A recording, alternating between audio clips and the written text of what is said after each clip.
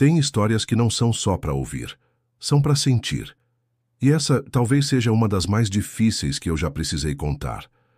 Meu nome é Marcelo, tenho 37 anos, e durante muito tempo eu achei que o amor podia consertar qualquer coisa.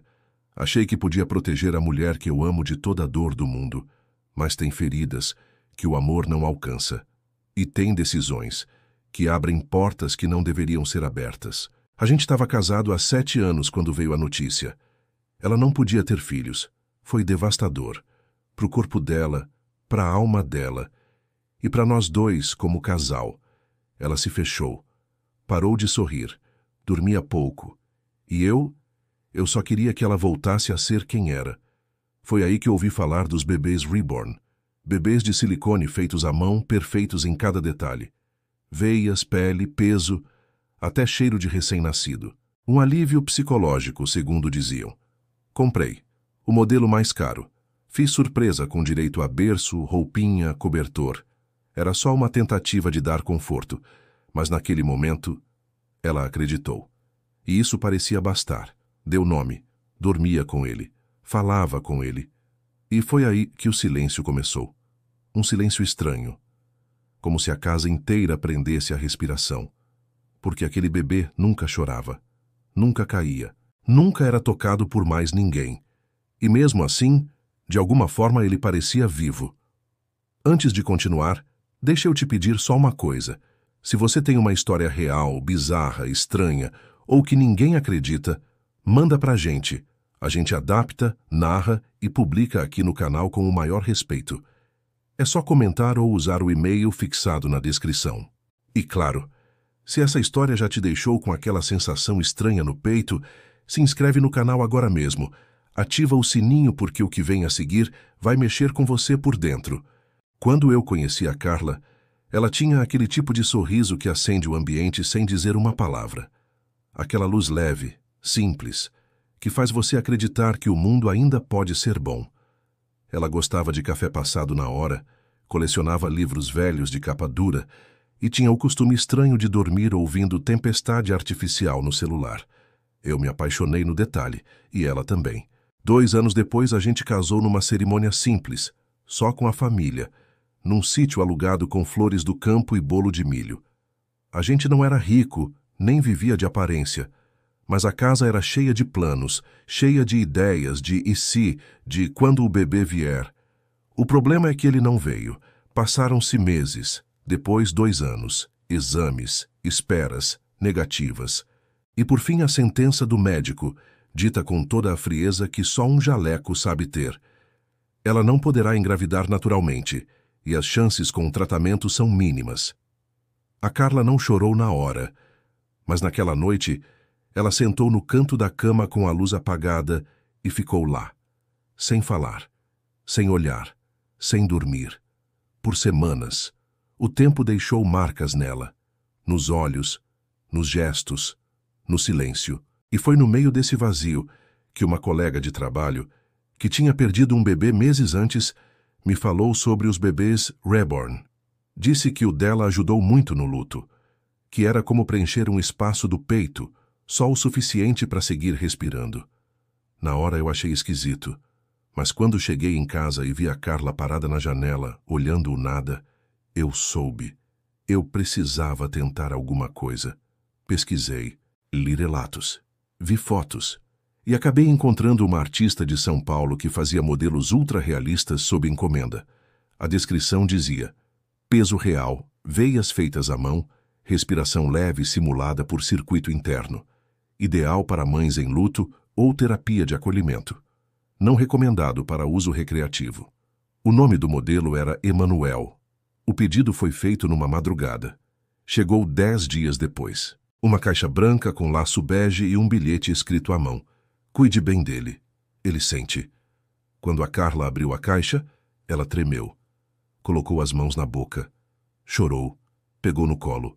Abraçou. E algo dentro daquela casa mudou. O silêncio agora era outro, mais denso, mais cheio. Naquela primeira noite, a Carla dormiu abraçada com o bebê. Colocou uma música suave no celular, cobriu ele com uma manta de crochê azul e o embalou no colo como se fosse carne e osso. Talvez fosse. Eu não disse nada, só fiquei observando da porta do quarto. Ela sorria de novo, respirava mais leve, e mesmo que fosse estranho, por um momento eu acreditei que tudo ia melhorar. Mas naquela noite eu não dormi. Fiquei com um peso no peito, um incômodo sem nome. Era como se a casa tivesse voltado a ter presença, mas não era a dela, nem a minha. Era como se mais alguém estivesse ali. No dia seguinte, ela acordou animada, fez café, separou roupinhas, disse que o nome dele seria Miguel. Porque ele chegou como um anjo para mim, ela disse. Eu apenas sorri, mas no fundo comecei a me perguntar: ela sabia que aquilo não era um bebê de verdade?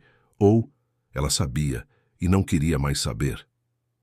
Nos dias seguintes, a Carla mudou completamente. Ela falava com o bebê, dava mamadeira com água morna, levava ele no colo para o jardim, cantava baixinho quando embalava ele e passou a não me ouvir quando eu falava se estivesse com ele no colo. Um dia cheguei do trabalho e encontrei ela deitada no sofá, com o bebê no peito, os olhos fechados, um leve sorriso e um fone de ouvido no ouvido dele. Tá ouvindo música de ninar com ele, ela disse, rindo. Eu ri de volta, mas não achei engraçado. Na segunda semana começaram os ruídos. Primeiro, eu achei que fosse coisa da minha cabeça, mas o som era claro. Passos, leves, curtos, como se alguém deitasse e levantasse do berço. Você acordou durante a noite? Perguntei. Não, por quê? Acho que ouvi o berço balançando sozinho. Ela apenas sorriu. Talvez ele só esteja se ajustando. Ele quem? O Miguel? Na terceira noite, o monitor de bebê, que eu comprei e instalei por segurança, ligou sozinho. No vídeo, o berço vazio. Na trilha de áudio, um leve som de respiração, ritmada, como se tivesse um bebê dormindo ali. Mas o berço estava vazio. Fui até o quarto correndo. A Carla dormia com o Miguel no colo, mas quando cheguei perto, ele não estava com ela. Estava dentro do berço. E ela nem tinha acordado. A partir dali, as coisas deixaram de parecer cura e começaram a parecer possessão. A partir da terceira semana, eu comecei a dormir com a porta do quarto encostada. Não trancada, só encostada. Eu dizia que era pelo calor, mas era medo. Medo de ouvir aquele barulho de novo, porque não era só o som do berço balançando. Agora era diferente. Era um estalo no chão, como unha batendo no piso. Era um leve rangido na madeira, como se alguém muito pequeno estivesse andando de madrugada. E tinha um outro som, um chiado às vezes, quase imperceptível, mas que aparecia sempre depois da meia-noite, como se alguém respirasse colado no microfone do monitor de bebê. A Carla dizia que não ouvia nada, dizia que eu estava cansado, mas toda noite, exatamente às 3h16, o monitor ligava sozinho, e naquela hora, toda vez, o Miguel estava diferente, às vezes com o rosto virado para a câmera, mesmo que a gente tivesse deixado ele de lado, às vezes com os braços levantados, e uma vez com os olhos abertos, só que aquele modelo de bebê Reborn não tinha olhos móveis. Uma noite, eu tomei coragem. Esperei ela dormir, fui até o berço, peguei o bebê no colo, ele era frio, mais frio que antes, mas tinha peso, um peso diferente, como se tivesse alguma coisa ali além do silicone. Eu virei ele com cuidado, examinei a parte de trás, o corpo, o peito, e quando apertei a região da costela, senti um estalo seco, como se algo lá dentro tivesse se deslocado. Na manhã seguinte, comentei com a Carla. Ela não gostou. Você mexeu no Miguel?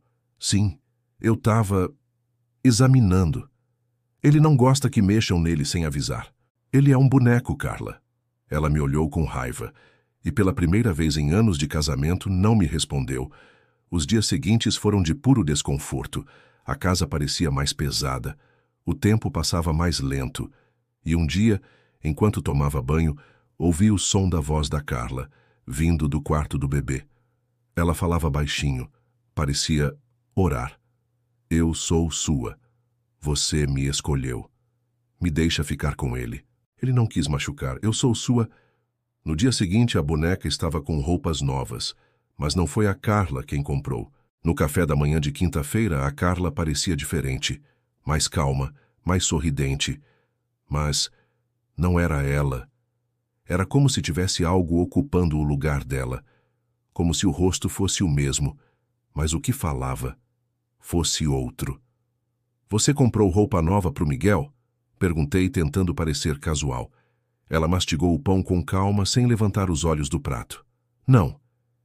Ele disse que queria mudar. Silêncio. O quê? O Miguel, ele me pediu. Eu travei. Porque não era só uma frase esquisita. Era a forma como ela disse, com naturalidade, como quem fala sobre trocar o canal da TV. Naquela noite, fui até o quarto enquanto ela dormia.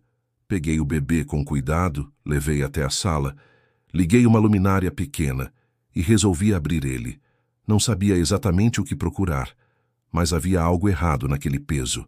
Algo interno. Com uma tesoura pequena, comecei a soltar a costura do peito. Lentamente. Cuidadosamente. Mas ao cortar, um cheiro estranho tomou conta do ar. Não era plástico, nem tinta. Era cheiro de carne crua. Meu coração gelou. Dentro do tórax da boneca, em meio ao enchimento, havia um pequeno saco, de veludo escuro, costurado à base da espinha artificial. Costura ritualística. Abri. Dentro havia um dente humano, pequeno, de criança, e um papel dobrado com letras estranhas, algo parecido com aramaico ou hebraico antigo, manchado por algo que parecia sangue seco. A Carla estava acordada. O Miguel não estava mais no berço. Ela apareceu na porta da sala, com os olhos fundos, sem piscar. O que você fez? Carla, o que é isso? O que tem dentro dessa boneca? Ela começou a chorar, mas as lágrimas não pareciam dela. Era como se ela estivesse tentando resistir por dentro. Ele disse que agora você sabe. Ele quem? Isso é uma boneca. É um objeto. Ela deu um passo à frente, colocou as mãos no ouvido. Para. Você está deixando ele bravo. E então, a luz piscou. E naquele instante, o monitor de bebê na cozinha ligou sozinho. Na tela, o berço. Vazio. Na imagem, uma sombra passando diante da câmera. Na manhã seguinte, com a casa em silêncio e a Carla dormindo profundamente, como se tivesse sido dopada, eu decidi acabar com aquilo. Peguei o Miguel, ou melhor, o que quer que ele fosse. Enrolei em um lençol velho, coloquei dentro de uma caixa de papelão e fechei com fita. Dirigi até um centro de descarte na saída da cidade. Não avisei nada a ela. Só fui. O caminho foi estranho. O carro, que nunca tinha dado problema, começou a engasgar. A luz do freio acendeu, o rádio ligou sozinho. E nele, uma música de ninar começou a tocar. Uma melodia lenta, inquietante, que eu nunca tinha ouvido na vida. Desliguei. Mas a música continuou. Até que, de repente, parou. E quando olhei pelo retrovisor, a caixa no banco de trás estava aberta. E o Miguel, sentado dentro dela, virado para a frente, com os braços apoiados na borda, como se estivesse me observando. Parei o carro bruscamente. Saí. Abri a porta de trás, mas ele estava normal, inerte, como um boneco. Mesmo assim, peguei ele no braço com força. Fui até a lixeira industrial do centro de descarte e joguei. Voltei para o carro, tranquei as portas, respirei fundo. Dirigi por 20 minutos até um posto. Parei, tomei um café e voltei para casa mais leve.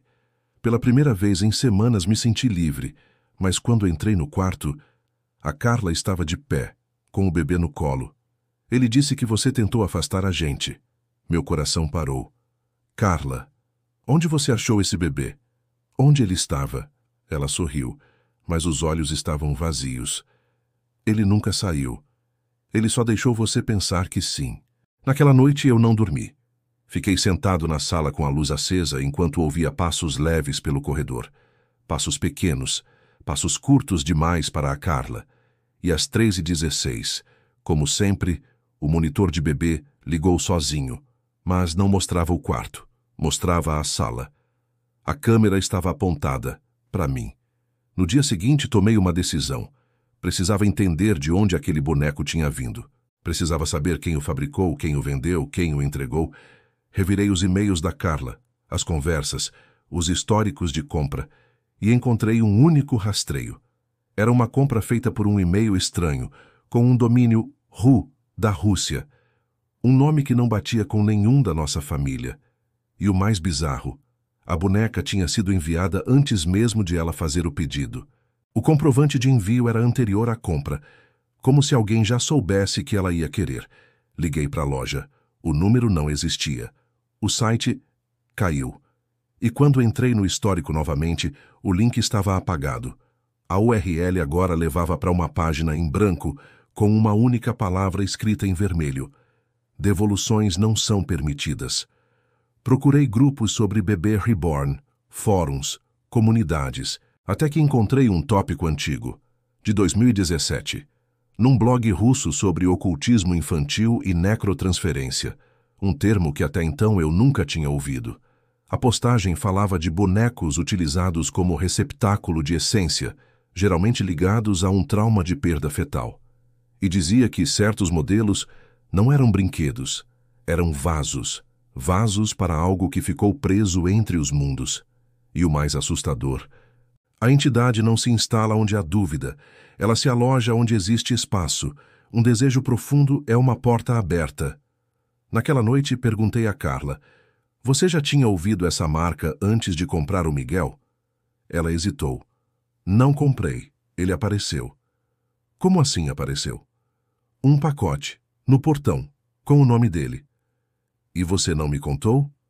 Ela começou a chorar. Achei que era um presente. Achei que era de você. Eu não respondi, mas no fundo, eu também desejei aquele bebê. E eu sabia, a porta foi aberta por nós dois. Depois daquilo, a casa já não era mais casa. Era um campo de guerra, entre o que restava de mim e o que habitava aquele boneco. A Carla passou a agir como se estivesse dopada. Dormia durante o dia, e à noite, ficava horas sentada ao lado do berço, sussurrando coisas. Não jantava mais, não respondia quando eu falava, só dizia, o Miguel está dormindo. Mesmo quando a boneca não estava lá. Comecei a perder a noção do tempo. Desligava o celular sem perceber. Esquecia se tinha almoçado.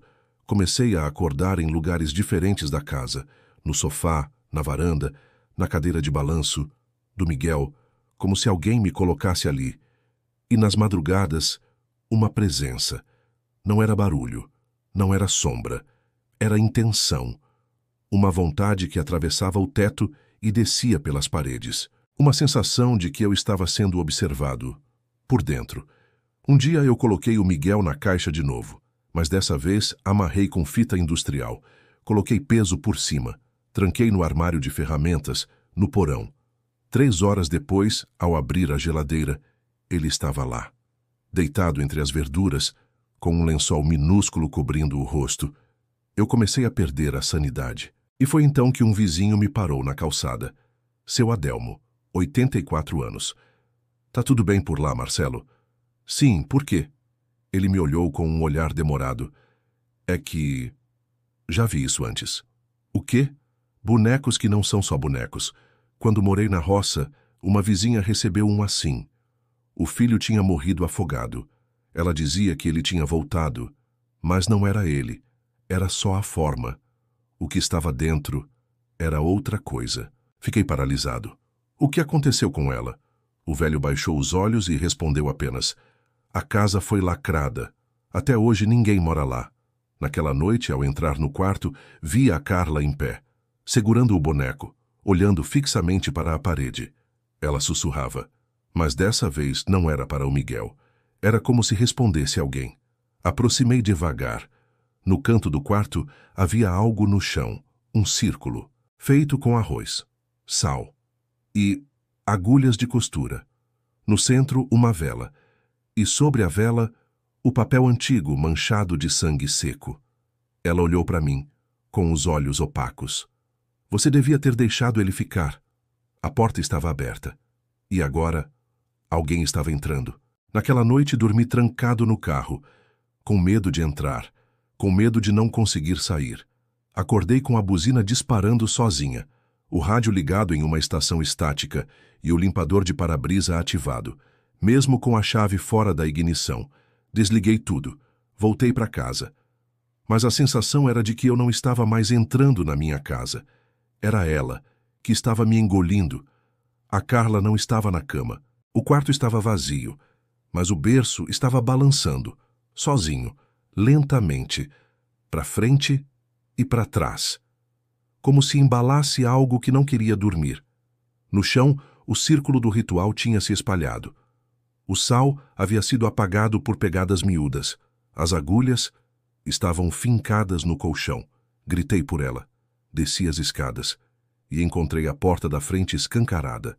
No meio da sala, a Carla estava ajoelhada, de costas, com o boneco nos braços. Eu não conseguia ver o rosto dela, mas ela sussurrava, algo entre uma canção de ninar e uma prece. Me aproximei devagar. Chamei pelo nome dela 3 vezes. Na quarta, ela respondeu. Agora é tarde, Marcelo. Ele está dentro. Nesse momento, a televisão ligou, sem imagem, só o som de uma respiração, curta e profunda. Vinha dos alto-falantes, mas também do corredor, também da cozinha, também de dentro de mim. Era como se a casa inteira respirasse. Peguei o boneco dos braços dela. Ele estava quente, como se tivesse febre. Os olhos não estavam mais de vidro, pareciam vivos e estavam olhando para mim. Soltei. Joguei no chão. A boneca caiu de lado e chorou. Não um som de caixa de som, não um chip ativado, um choro humano. Baixo, rasgado, real. A Carla se encolheu no canto da sala. Você não devia ter feito isso. Feito o quê, Carla? Ela apontou para a estante. Havia algo novo lá, um retrato, uma foto antiga, com nós dois, sorrindo, e um bebê no colo dela, o mesmo rosto do boneco. Mas aquela foto nunca foi tirada, eu nunca vi aquele bebê. Nunca seguramos um filho, mas a foto estava ali, em um porta-retrato empoeirado, como se sempre tivesse estado. Na parte de trás da moldura, um nome escrito à mão com letra trêmula, Miguel Nascimento 13/04/2019. Essa data era a data em que a Carla perdeu o bebê. Na 10ª semana de gestação, um aborto silencioso. Nunca falamos sobre isso, até agora. A casa estava em silêncio, até que o berço rangeu, um barulho de algo subindo devagar, como se usasse as grades para se apoiar. Um pequeno peso, pés macios. E então, do quarto de cima, veio uma voz, fina, arrastada. Papai? Ele não estava mais no boneco. Ele estava dentro, de tudo, de nós, da casa. Subi as escadas com as pernas tremendo. Cada degrau parecia me puxar de volta, mas a voz chamava. Papai, baixa, doce, falsa. O quarto estava iluminado apenas pela luz do abajur, mas ela não acendia desde o mês passado. A lâmpada estava queimada, o berço estava vazio, mas a cadeira de balanço se mexia, sozinha, e sobre ela, o boneco, sentado, ereto, com os olhos fixos na porta. E então, ele falou, você me tirou dela, mas agora eu tenho vocês dois. Minha garganta travou. Miguel? Não sou Miguel. Ele sorriu, não como um bebê, mas como algo antigo, que apenas aprendeu a imitar sorrisos humanos. A pele da boneca estalou, rachou nas bochechas, e do interior, algo respirava, como se o corpo fosse apenas um casulo. Comecei a gritar pela Carla. Desci correndo, mas ela já não estava mais no sofá, nem na casa. As janelas trancadas. A porta, selada com algo que parecia cera de vela. Voltei para o quarto. A cadeira parou de balançar, e o boneco não estava mais lá, mas havia pegadas, mínimas, úmidas. Seguiam até o armário. Abri com um impulso, vazio, exceto por um lençol dobrado e um bilhete, escrito com a letra da Carla. Se ele falar com você, não responda. Se ele sorrir, feche os olhos. Se ele disser que é o Miguel, corra. Nesse momento ouvi a voz de novo, mas não no quarto, dentro da minha cabeça. Ela me deixou entrar primeiro. Agora é a sua vez. Senti um calor no ouvido, um sopro, uma língua tocando a minha nuca, e então os olhos da boneca brilharam atrás de mim, refletidos no espelho. Me virei com tudo, mas era eu que estava lá, no espelho, com os olhos dele. Corri até o banheiro. Lavei o rosto com água fria, mas o reflexo no espelho não voltava ao normal. Não era eu. E quanto mais eu olhava, mais ele sorria. Tentei sair da casa. Nada abria. Nem a porta, nem as janelas, nem o cadeado do porão. Era como se a casa fosse uma boca, e eu, o último dente, prestes a cair. Gritei. Por Deus, pela Carla, por socorro. Mas minha voz não fazia mais eco. Só um som surdo. Como se eu gritasse dentro de um travesseiro molhado. Até que eu ouvi o eco, mas não da minha voz. Era o eco da voz dele, vindo de todas as direções. Você me criou, Marcelo. Você me deu um nome. As luzes da casa começaram a falhar. Quadros caíram das paredes. O chão tremeu, como se algo grande caminhasse embaixo. E então, na porta do quarto, ele apareceu. Mas não como boneco, nem como criança. Era algo alto, desnutrido, com olhos muito grandes e braços que arrastavam no chão.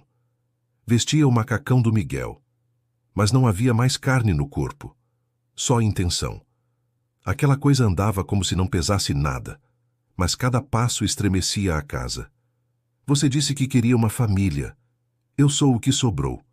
A Carla apareceu atrás dele, seus olhos vazios, como se ela tivesse saído e deixado o corpo. Ela segurava o porta-retrato nas mãos, o vidro rachado, mas a foto tinha mudado. Agora éramos nós três, sorrindo, com o Miguel nos braços, e atrás, uma sombra, como se alguém a mais estivesse conosco, alguém que não deveria estar. E aí eu entendi. Não era sobre o boneco, era sobre o luto, o vazio, a porta que abrimos quando não aceitamos perder. Nós não compramos um filho, nós convidamos a ausência. E ela veio, com fome. Na última cena que lembro, a Carla sussurrava para o boneco, como no primeiro dia. Ele é seu pai. Agora faz ele ficar. O chão rachou e a casa nos engoliu. Se algum dia você estiver em um brechó ou numa feirinha de antiguidades e encontrar um boneco reborn com olhos opacos, um nome já escrito e um pequeno envelope costurado na roupa, não abra, não chame pelo nome e não o traga para casa. Algumas ausências se alimentam de presença e, uma vez convidadas, nunca mais vão embora.